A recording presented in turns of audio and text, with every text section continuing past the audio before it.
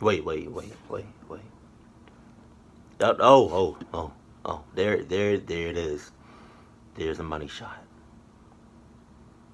You see the butters. You see the seasonings. Right. You see the popping. Right. You just see all of this goodness. Perfect. I almost don't want to touch it. Like I almost don't want to touch this. Like it looks that good. But hold on. Oh my god. It tastes just as good as it looks too. Take my word for it. Movie theater popcorn. My god. I hope you got some snacks. I used to work at Pizza Hut when I was in high school. Mm-hmm. I have a lot of bizarre stories from working there, but this is the one that scared me the most. Right. My Pizza Hut was the kind where you could only pick up the food. Right. And there was also a wall between the storefront and the kitchen. So if you were in the front of the store, you were pretty much on your own. The store itself was located in a kind of out-of-the-way, dead shopping center. Oh, and it was Las Vegas. Right. Oh. And that should tell you a lot about the level of our clientele. For some reason, I always got stuck on the late shift despite being in high school. So on most weeknights, by 10 at night, it would just be me and one other cook in the store twiddling our thumbs. Just saying. Wait.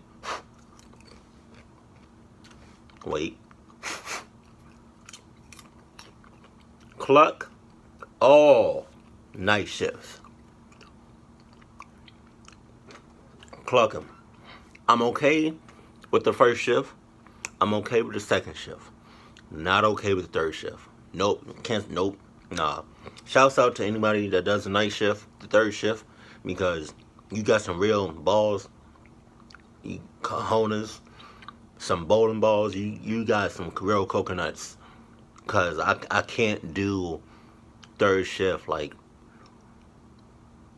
if I do third shift, you best believe I'm going to be surrounded by people, because I'm not just about to be inside the job by myself. This is why I can't do like gas stations. No, hell no. So if I ever do third shift, I'm gonna need like a couple of people with me. I can't do third shift by myself, no matter where it is and no matter what the job is. Just saying. I would hang out at the front, and the cook usually was way at the back of the store out of earshot. One night, I was hanging out behind the counter, and I saw this guy walk past. Mm-hmm. I didn't think much of it, and just went back to doing nothing while waiting for my shift to end. Then the door to the store opened. I look up, and I realize it's the same guy who just went by. Mm-hmm. He's tall, but also like skeletally thin, and there's something just not right about his eyes. But despite him putting me on edge, I get up, greet him, and ask him what he'd like to order. Nothing. He just stands there in front of me, staring up at the ceiling and muttering to himself.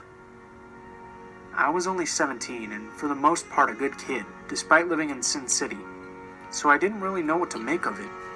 Now, I would probably just chalk it up to drugs.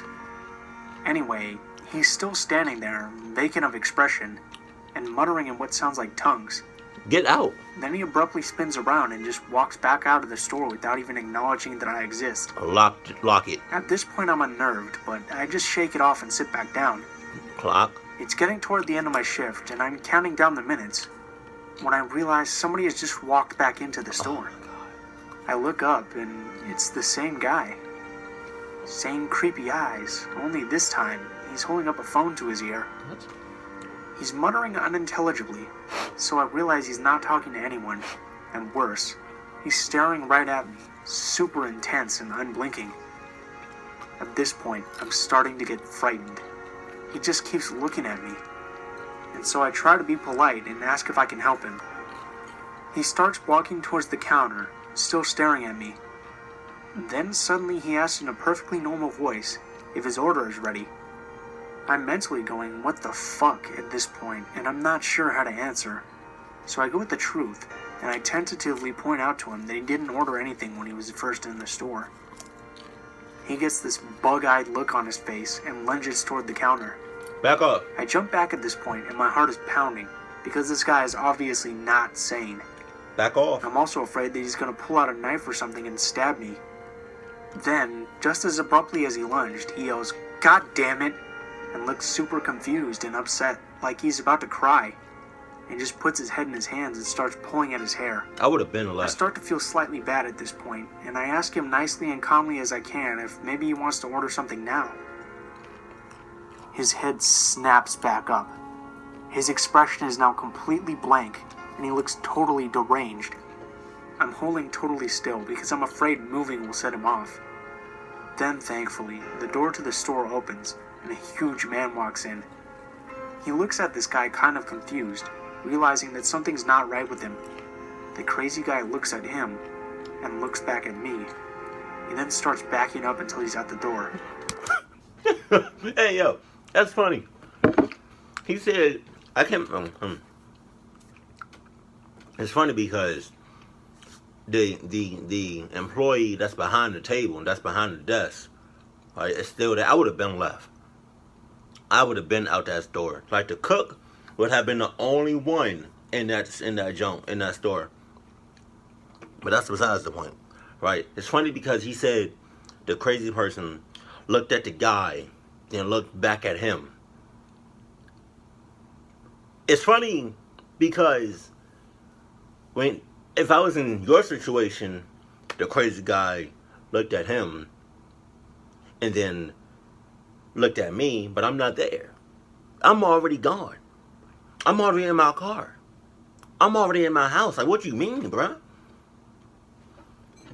People stay playing, I'm trying to tell you.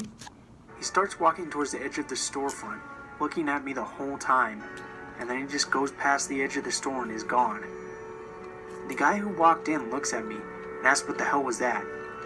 I just look back and tell him I have no idea and I think the guy was crazy. I try to shake it off, but I'm totally on edge for the rest of my shift. Don't shake it. When I clocked out that night, I made one of the drivers walk out with me. Right. Then I jumped into my car and just got the hell out of there. Right. I never saw that dude again, but it was a weird experience and pretty unnerving. I'm not sure what he would have done if that guy hadn't walked in when he did. Playing. I attend a college that's located in one of the poorest cities in Northern California. Right. The campus is relatively safe since the school employs its own Department of Public Safety, but after the sun sets, it's usually a good call to remain indoors because that's when the townies come out and they tend to wander onto campus. About 2 years ago, I was living in an apartment complex on the main part of the campus and I still didn't have a car yet. It was the end of the fall semester, and I was the last person in my apartment of 3 girls to finish taking finals, so I was home alone since my roommates had already gone home for the winter break. I got back from taking my last exam and followed my usual routine of dejectedly collapsing into a bed to cry and sleep off the effects of pulling an all-nighter. When I finally woke up, it was already past 10 p.m. and I was starving.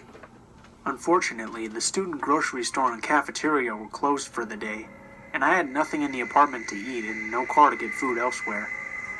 I was woefully poking around the fridge in hopes that I would find something substantial to tide me over until morning, when I noticed a Domino's coupon that someone had stuck to the freezer.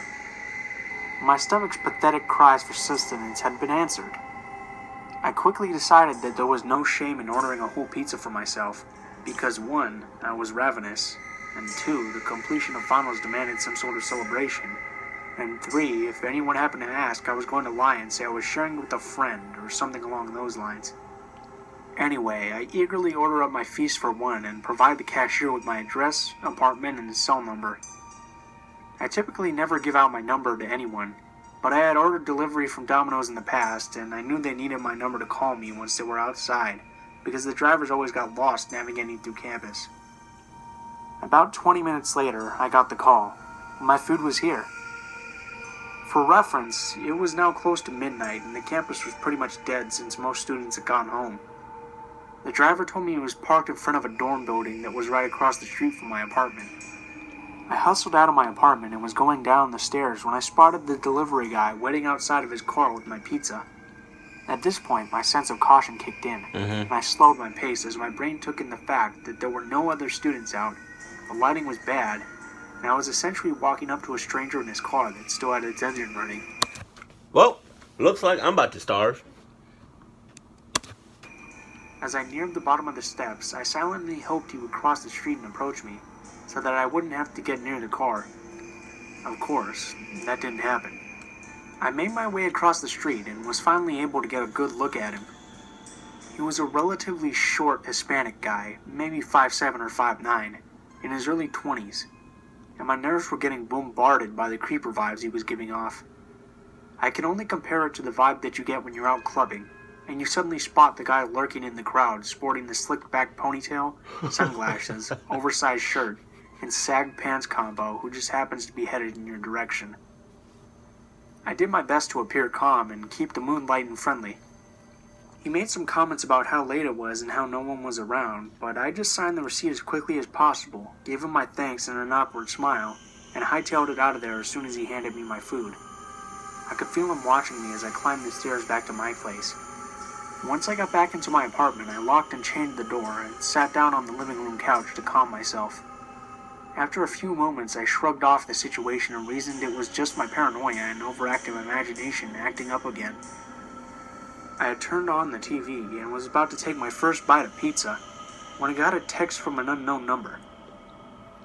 It just read, "You're hella sexy." Oh, no. I connected the dots and matched the text number to the call I had received earlier from the pizza delivery guy. My initial reaction, of course, was shock, since nothing like this had ever happened to me before. But that eventually melted away into laughter and disbelief when I considered my appearance at the time. Like I had mentioned earlier, I had just woken up from my nap after taking the last of my finals. I was wearing a pair of raggedy sweatpants and a loose sweatshirt. My hair was nappy and tied up in a messy ponytail, and my face was probably greasier than the pizza I was eating. And to top it all off, I had my glasses on. Definitely not a pretty picture, much less anything that could even come close to resembling hella sexy. The next morning I got a call from my boyfriend John, and I casually told him about the events that had transpired the previous evening. After sheepishly trying to defend my actions on the basis of poor judgment caused by extreme hunger, and promising never to do that type of thing again, John convinced me that I should report it to the campus police as a precautionary measure. I gave them a call and an officer stopped by my apartment a few hours later. I relayed my story, he took some pictures of the text message and wrote down the dude's phone number. The officer then told me he could contact the Domino's if I wanted him to, but that it would most likely result in the guy's termination. I was still relatively unfazed by the whole situation, and I told the officer that I just wanted to make sure this creep never did this to any other girls on campus. But at the same time, I didn't want him to lose his job. I don't care. I don't care at all. I'm gonna call your peoples. I'm gonna call your manager and be like, hey, yo, Johnny, yeah, he's gonna have to get, he's gonna have to leave. You have to fire him, please, cause I just got pizza from this dude. Right? Pizza. Do you understand what it's pizza. How do you get creepy vibes from a person that gives you pizza? That's crazy, yo. Like that. But that's besides the point. This dude is creepy, and that's it. That's it. Just fire him for being creepy. Do you need any more information? Really? You do? You need that okay. Johnny is creepy. Creepy.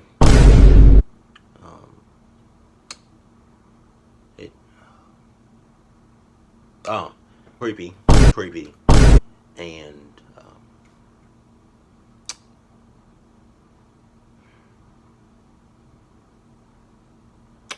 right.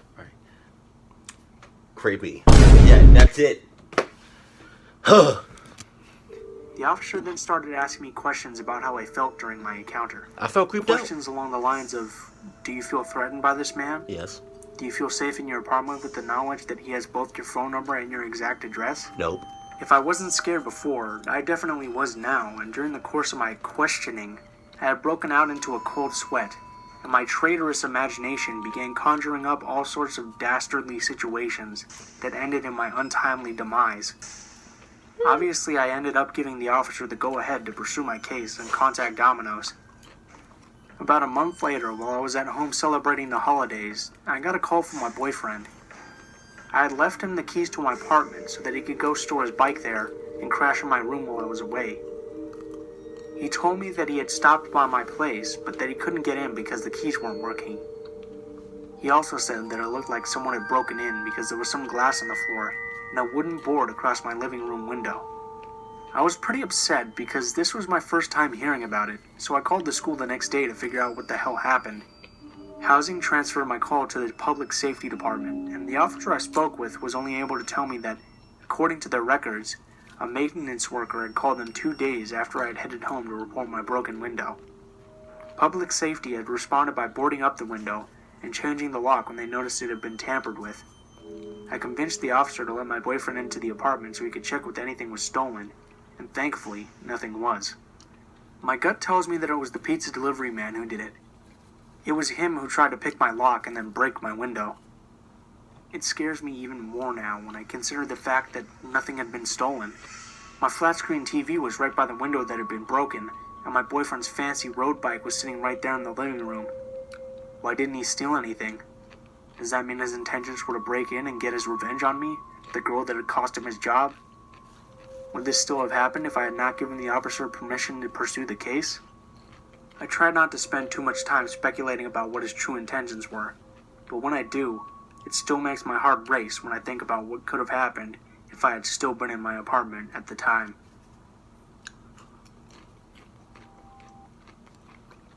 You was kind of clucking up. What the hell is that? I took a third job delivering pizzas in Chicago when I was 25.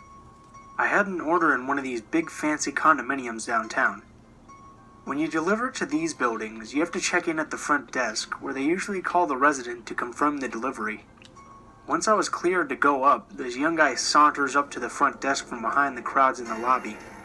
This was a Friday evening, and the lobby was abuzz with people ready for a night on the town.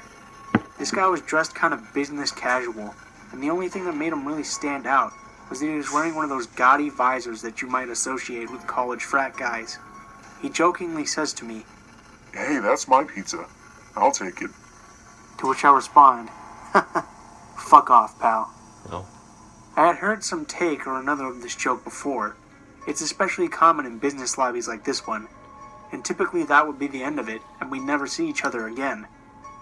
But the tone of my voice, or my crude choice of words, or any one aspect of the way I conducted myself, seemed to have struck a nerve with the fellow. As I began to walk towards the elevator doors, he stopped me, and says with a grave tone, "You think you can talk to me that way? Do you know who I am?" I don't care. "Is this still a joke?" I thought to myself. What's going on here? I have several more pizzas waiting in my car, and if I don't deliver this one and get back to the mall parking lot in front of the building within 5 minutes, the valet will have my car towed. I decide to ignore the man and press forward, but he persisted after me, babbling about what he does to people like me. He followed me onto the elevator, crowded with other tenants. I thought this would make him shut up, but he only became more agitated. "I know what kind of person you are." He said to me, his eyes gleaming with hate. He pushed his face into mine, and allowed me my first good look at him. He was handsome, with fair skin, brown hair, and blue eyes. He was a young and virile white guy, probably from somewhere in Northbrook or Evanston or Lake Forest.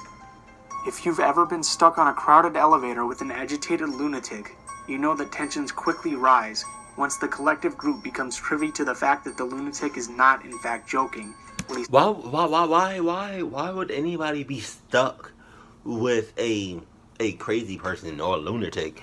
Like, you gotta be crazy or a lunatic to be stuck with somebody that's like that on the elevator. Like, are you serious? Like, who? Like, what? What? That makes no sense though. Like, yeah, I tell you this much: you won't catch me. You won't hear about no news, like no stories on anything. Me being stuck in an elevator with a crazy person or a lunatic. Like, you crazy? Like, come on, bro. You can't. This is why you have to be cautious about your surroundings and the people that's around you because of things like that. Like, you, man, to be caught or stuck in an elevator with a crazy person, you asked for that. You saw it coming. Every time you're on the elevator or you get on the elevator, you see who's coming in. You see who's getting off. Right?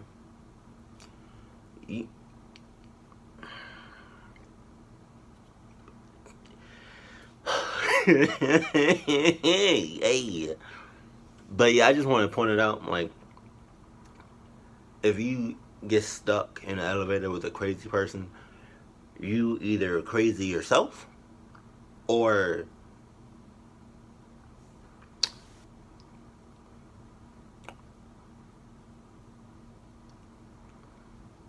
that that it's pretty much it.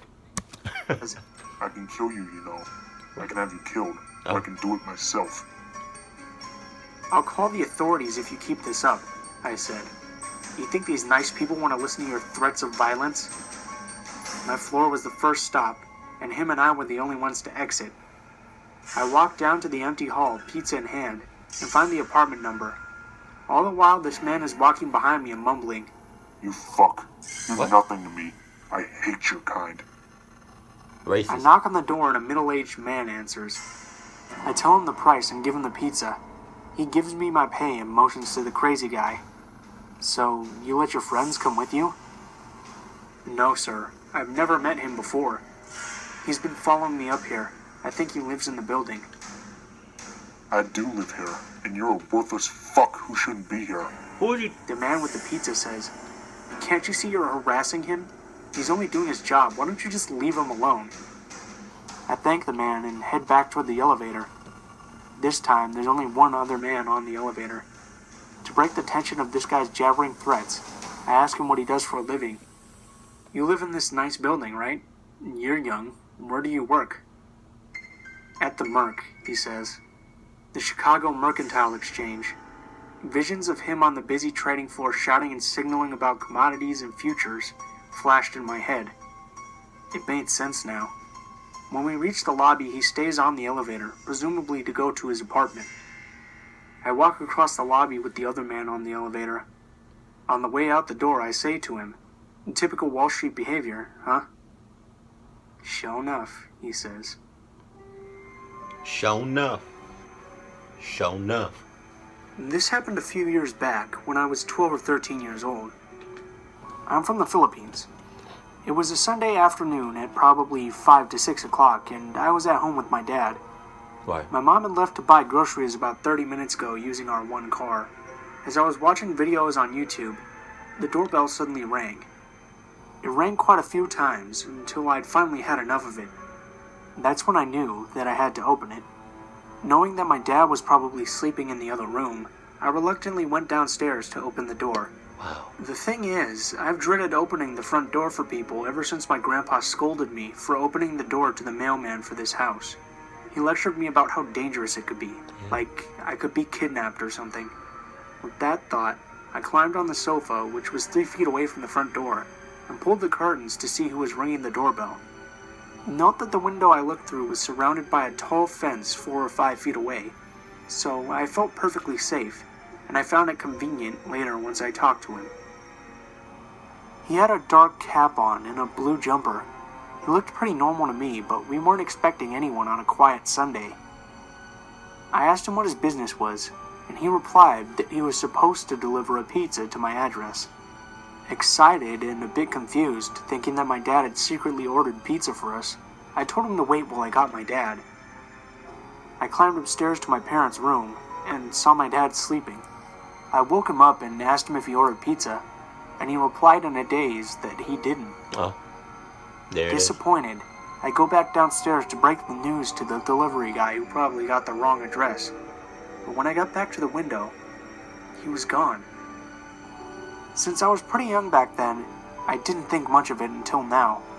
Today I'm certain, and even my mom agrees when I told her the story a few years later, that I was almost kidnapped. One, it was quiet outside and I left my bedroom window open, but I didn't hear a motorcycle revving near the house, nor did I hear it when he left. Two, he left just like that, even though I specifically told him to wait.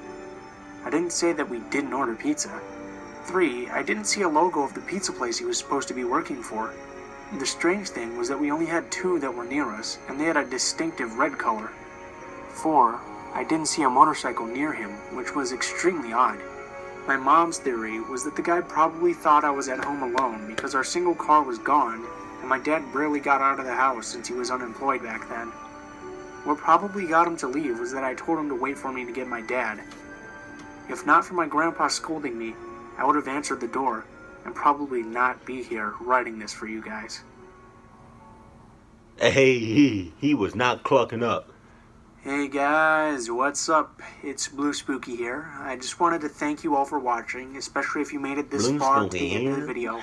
We're pretty close to coming up on 500 subscribers now, so I'm super excited about that. Gonna try to get back on schedule here pretty soon. And what better way than to start off with this special scary pizza delivery stories video. If you guys like the video, please feel free to like and subscribe. And if you have any constructive criticism or feedback, please leave it in the comments below, because I'm always trying to improve, and I'd really like to know what I can do better for you guys. If you have any stories that you'd like me to read, or your own personal stories that you'd like to send in, I have links to all my social media in the description below, so you guys can check those out. Thank you guys for watching, and I hope you have a great day. This seemed like it was kind of old, like really old, because you know what? Yeah, it is, because now I think in his most recent videos he say, "Hey guys, Blue Spooky here," but in this one he said like "Blue Spooky here." Yeah. Can we just give a second and applaud the kid in the comment section? Can we get some like clapping hand emojis, some applaud emojis for the kid for number 4? He was kind of close, I'm not gonna lie, to getting kidnapped and clucked up, but he noticed the red flags. He noticed the 4 or 5 different red flags, and that's what I'm talking about. That's what I'm talking about, bruh. He didn't get too excited where he forgot, you know, the do's and nots, or like the do's and the do's. Is it the do and the do not, or I don't know how to say that. Yeah, y'all know what I'm trying to say. You know, like, I want my kids, when I decide to have kids, I want my kids to be like that, you know? If I tell you that, you know, I didn't order pizza, and there's a pizza delivery person at the door, don't open it. Point blank period. You know? If I say, you know, we're not going to Chuck E. Cheese, don't question it. Right? Right, like, Chucky himself is scary as hell. He should scare you too. Just saying. You know? I pass I passed Chuck E. Cheese like a couple of times. And every time I pass it, I'm like, nope. I just don't like Chucky. Like, I never have. That's crazy. But yes, there's not a chance in hell that I would ever be a delivery person. because of stuff like that. Like, you don't know. Like, once you like, you're at that stranger's place, at that stranger's doorstep, right? And they open that door, anything can happen. You know, it could rain. Like, as soon as they open the door to get the pizza, right? A lot of things can happen. One, they can either get the pizza and give you the money, right? Or you can pay online and they get the pizza, close the door, right? Or they get the pizza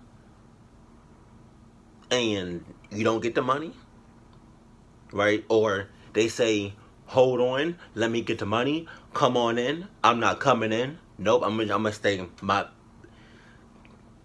I'm about to curse. I'm gonna stay my butt right here, right, until you come. I'm not going inside your place. You must be crazy if you think I'm gonna come inside your place. Like, no, Anybody that's ever did delivery before or plan on doing it or is about to do it, unless you know that person really, really well, and unless you cluck with that person hard, pause. When a person says, come inside, or hold on, or like, you can come on inside, don't just stay right outside. And plus, I just want to throw this out there, please, and I hope you listen real close, right? If you're doing delivery, right, or you're about to do it, right, make sure that when you about to go out and you about to deliver that food, that you have on your Adidas. And if you don't have Adidas, I don't know what to tell you. You short out of luck. You short. You short. No other brand of shoes is going to get you hauling as fast as Adidas. Right? Now, just saying, you know? Because, like I said, if you delivering food, once you go to that person's place and you in front of that door and they open the door, it's free game. Anything can happen at any given. That's why I can't do that.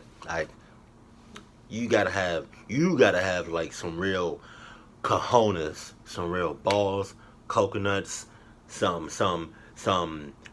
bowling balls, like some peas. Like, you gotta have some real peas, right? If you're going to deliver something. And I'm talking more than food. You can be a FedEx driver, UPS, postal person, U.S. Postal Office. I don't know. You can be. I don't know who else delivers. You can, just in general, if you a delivery person, your man, your cojones are way bigger than mine, and I don't mind that. Just make sure that when you're about to deliver something, that you got your Adidas. Okay, can you do that for me? Can you make that promise for me? You can? You sure? Don't go back on it now.